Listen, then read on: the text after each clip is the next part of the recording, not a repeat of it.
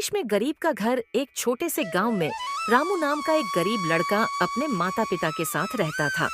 उनका घर बहुत साधारण था, एक झोंपड़ी जैसी, जिसमें एक छोटी सी छत थी और दीवारें बांस की बनी हुई थीं।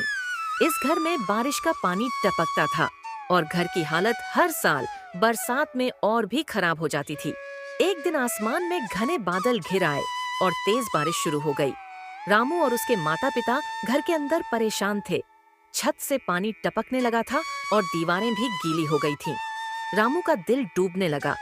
उसे याद आया कि पिछले साल भी बारिश के समय उनके घर में पानी भर गया था और सारी चीजें खराब हो गई थीं। रामू की माँ बहुत चिंता में थी। उसने रामू से कहा, बिल्कुल चिंता मत करो बेटा, भगवान हमारी मदद करेंगे। रामू ने अपनी माँ को दिलासा दिया, लेकिन वह खुद भी चिंतित था। तभी रामू ने देखा कि उसकी माँ कुछ कपड़े लेकर घर के कोने में रख रही थी ताकि पानी से बच सके।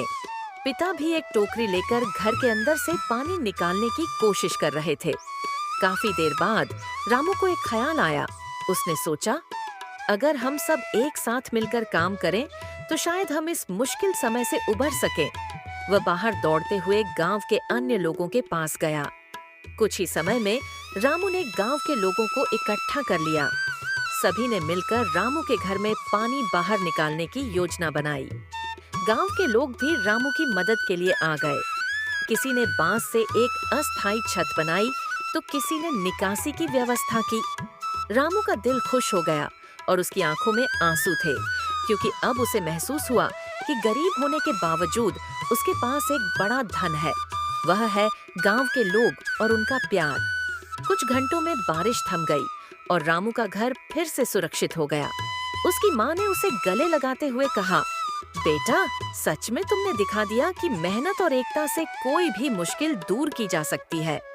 रामू को उस दिन यह समझ में आया कि असली संपत्ति केवल धन नहीं, बल्कि दोस्तों, रिश्तों और एक दूसरे की मदद करने में है। उस दिन के बाद रामू और उसके परिवार ने यह जाना कि चाहे घर छोटा हो, लेकिन अगर परिवार और मित्र साथ हों, तो कोई भी तूफान उस घर को नुकसान नहीं पहुंचा सकता।